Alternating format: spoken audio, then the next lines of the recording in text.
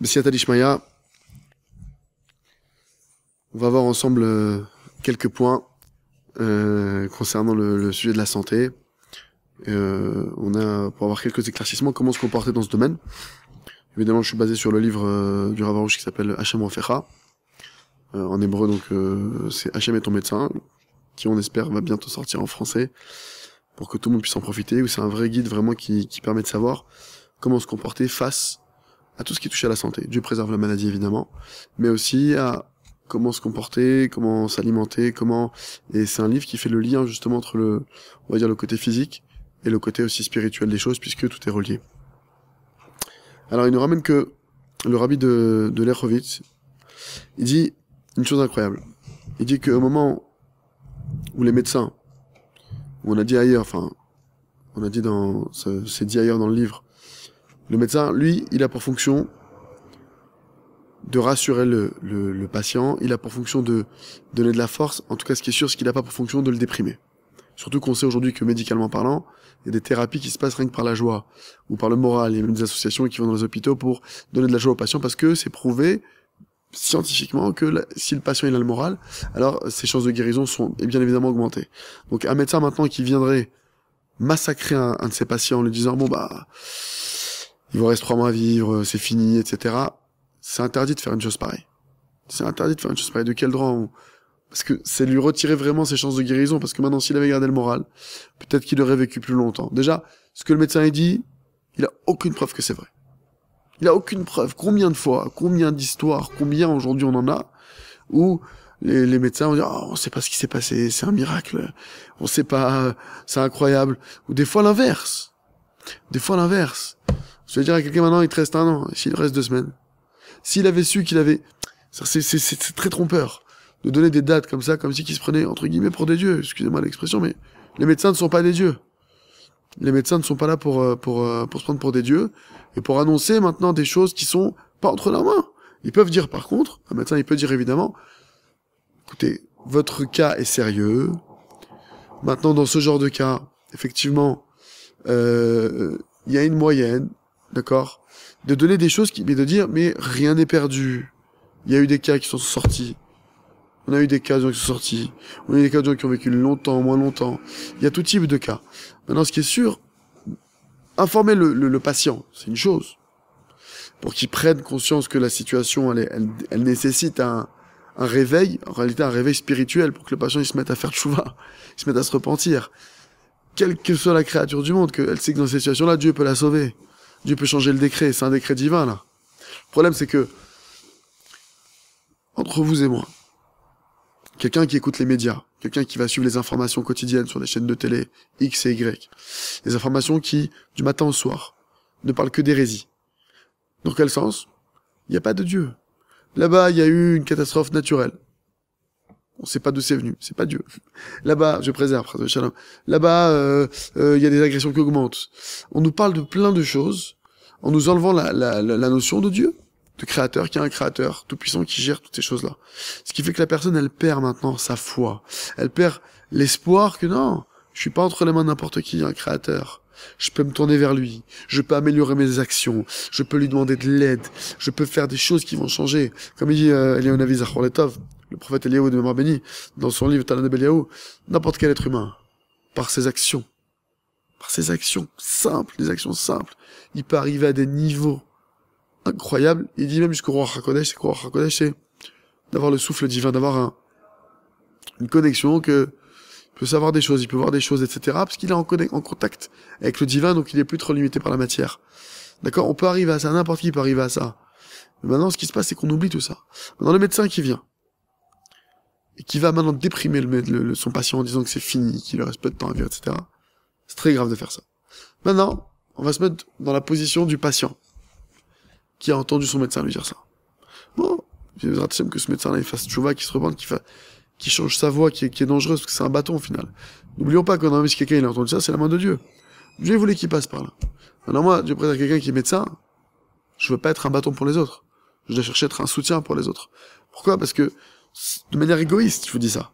Parce que mesure pour mesure, si maintenant, je suis un bâton pour les autres, je vais prendre des coups de bâton, moi aussi. Je mets des coups. Mesure pour mesure, tu mets des coups de bâton aux autres. Oui, mais c'est Dieu qui a voulu que ce coup de bâton, il tombe. Oui. Et toi, tu t'es porté volontaire. D'accord? Toi, maintenant, tu dois tout faire pour pas te porter volontaire dans ces choses-là. Après, s'il arrive que, vraiment, véritablement, tu te retrouves avec le bâton, ok, alors, déjà, de base, je ne le veux pas l'être. Il y a des gens pour qui ça change rien pour eux. C'est dommage, parce qu'en étant le bâton, tu te prends des coups de bâton. Deuxièmement, quelqu'un maintenant qui fait attention à pas être le bâton, et qui malgré tout, des fois, tu deviens comme le bâton des autres. Alors, c'est pas que ça sera sans conséquence, ça aura une conséquence. Mais ça va me réveiller et me dire, attends, pourquoi je me retrouve dans cette situation? Peut-être que je me retrouve avec le bâton des autres, il y a un message, je vais chercher, mesure pour mesure, etc. En tout cas, un médecin, il doit chercher à réconforter. Mais le malade, maintenant, qui a entendu ça, Dieu préserve. Il entend, quelqu'un, il entend. Le médecin, il lui dit, il n'y a pas de guérison possible, c'est une maladie incurable. Il y a un côté très positif, nous dit le Rabbi de Lechovitz. C'est quoi le côté positif qu'il y a là-dedans? C'est que maintenant le médecin il va pouvoir s'appuyer à 100% sur Dieu. Il n'a plus de solution naturelle. Il n'y a pas de médicament, il n'y a pas de traitement, monsieur. Il n'y a que le Créateur. Et c'est quoi le positif? Il nous dit, le Rabbi de Lechovitz, alors maintenant qu'il va s'appuyer à 100% sur le Créateur, la source de toute vie sur terre, le Dieu suprême, qui a créé le ciel et la terre, qui est au-dessus de tout, tout puissant, maintenant qu'il va s'appuyer sur lui, véritablement, alors on nous dit, vont s'ouvrir les portes de la guérison et de la délivrance pour ce malade.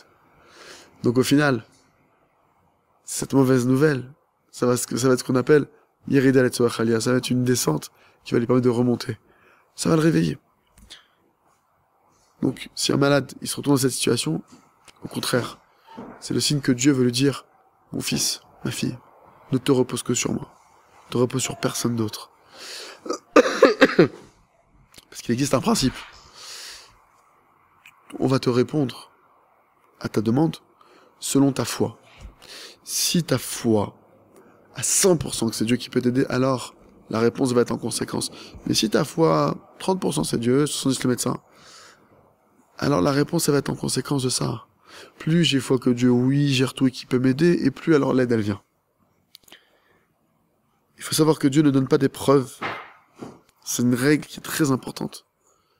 Et que quelqu'un qui se retrouve dans une épreuve, quelle qu'elle soit, Dieu préserve, il doit se la graver dans sa tête. Dieu ne donne pas d'épreuve à un homme qui soit au-dessus de ses forces. Ça n'existe pas. C'est quoi la signification? La signification, c'est que Dieu ne donne pas d'épreuves auxquelles tu ne peux pas faire face. C'est impossible. À savoir, une épreuve où maintenant la personne, elle va pouvoir apprendre de ça. Excusez-moi. Ça veut dire que une épreuve qui est insurmontable, c'est une épreuve où tu peux plus apprendre de ça. Tu peux pas maintenant ressortir quelque chose de ça. Mais en réalité, de chaque chose, tu peux apprendre quelque chose. Excusez-moi. Et tu peux prier sur cette chose-là. Toda la chaîne. Toda la chaîne Barach. En fait, c'est que, quelle que soit l'épreuve dans laquelle tu es, la situation dans laquelle tu es, il y a quelque chose que tu peux ressortir de ça. Ça n'existe pas maintenant qu'on te met dans une situation où tu n'as rien à apprendre, où ça va pas te grandir, où tu peux pas t'en sortir littéralement. Même s'il y a des choses que tu as le sentiment que tu te noies, regarde bien. De ça, tu vas te réveiller à étudier le sujet. Tu vas te renforcer dans tel domaine. Et ça va te faire évoluer. Et ça n'existe pas maintenant qu'on vienne t'abattre. Parce que Dieu n'a pas besoin d'une épreuve pour nous abattre, Dieu préserve. Grâce à la prière, il faut savoir que tu peux tout obtenir. Ça, c'est d'être gravé dans la tête d'un malade, Dieu préserve, ou de quelqu'un qui a des problèmes de santé. Avec la prière, tu peux tout obtenir. Ne te limite pas maintenant à un traitement, à un médicament ou à l'avis du médecin. Avec la prière, je peux tout obtenir. Après, maintenant, le chemin par lequel Dieu va passer pour me sauver, le chemin que Dieu va utiliser, ça, c'est autre chose. Moi, j'ai les portes ouvertes. Dieu, ce que tu veux, le moyen que tu veux, le plus simple, le plus facile, je t'en prie, mon Dieu. Fais qu'avec un verre d'eau, je guérisse. Fais qu'avec un rien. Parce que Dieu, maintenant, avec un bout de pain, il peut te guérir. Pourquoi il faut un médicament spécial? Qui a dit ça? Il n'y a pas de nature. C'est vrai maintenant qu'il y a des éléments, il y a des choses qui se passent au niveau naturel. Mais quand je m'adresse maintenant à celui qui est au-dessus de la nature, je dépasse ça. Encore faut-il y croire véritablement. Pour conclure, sur ce petit sujet que je voulais démarrer avec vous, sur la santé, il faut savoir, il nous dit comme ça, un homme il doit savoir maintenant, tu pries vers Hachem, tu demandes à Dieu la solution, et de toutes tes forces, tu lui parles, Maître du monde, je t'en prie de moi, savoir quel est Merci que je passe dans cette situation, merci que j'ai cette maladie, merci que je tousse. Qu'est-ce que tu veux m'apprendre? Quel est le message? Je sais que tu fais tout pour mon bien, je sais que tu veux me rapprocher de toi, je sais que tu m'aimes, je sais que tu veux mon bien, je sais que je suis à tes yeux comme un fils unique, je sais que je suis la prunelle de tes yeux, et si tu fais ça, c'est qu'il y a une bonne raison, maître du monde, s'il te plaît, ouvre-moi les yeux, aide-moi à avoir les kélim, aide-moi à avoir les épaules, les ustensiles nécessaires pour pouvoir recevoir cette connaissance, cette compréhension, sans m'enorgueillir, cette compréhension pour me rapprocher de toi. Aide-moi véritablement à savoir ce que t'attends de moi. J'ai que toi, maître du monde, il n'y a que toi qui peux m'aider. Et tu vas prier. Maintenant, fais attention. Il faut prier, il faut se renforcer là-dedans. Hachem, il ne doit rien. Et il faut que, entre le moment où tu vas commencer à prier, quelqu'un maintenant qui est malade, le Rav Arush dit qu'il faut qu'il prie une demi-heure par jour sur sa maladie. T'as dans la chaîne. Il faut qu'il prie une demi-heure par jour et qu'il remercie. Qu'il remercie. Une demi-heure par jour. Et il verra des délivrances. Mais il faut savoir qu'entre ta première prière, et ça c'est un point fondamental, et ta dernière prière, tu dois demander à Dieu uniquement de la miséricorde. Uniquement un cadeau gratuit. C'est pas parce que t'as pris même 100 jours d'affilée que Dieu te doit quelque chose. Dieu te doit rien. Voilà, maître du monde. Je te demande un cadeau gratuit.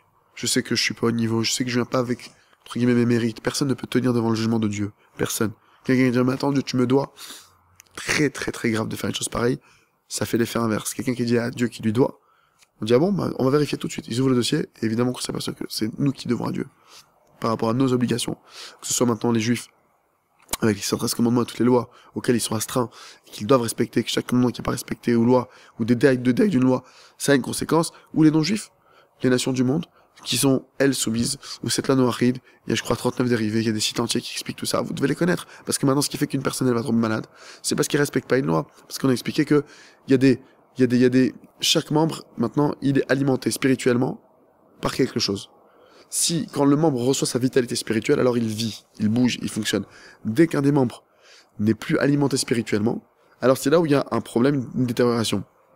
Cette détérioration, elle vient d'où? Du fait qu'il y a un commandement qui n'a pas été respecté comme il faut. Par exemple, quelqu'un, je vous donne une bêtise, quelqu'un maintenant qui ressent mal à la main. Il a mal à sa main.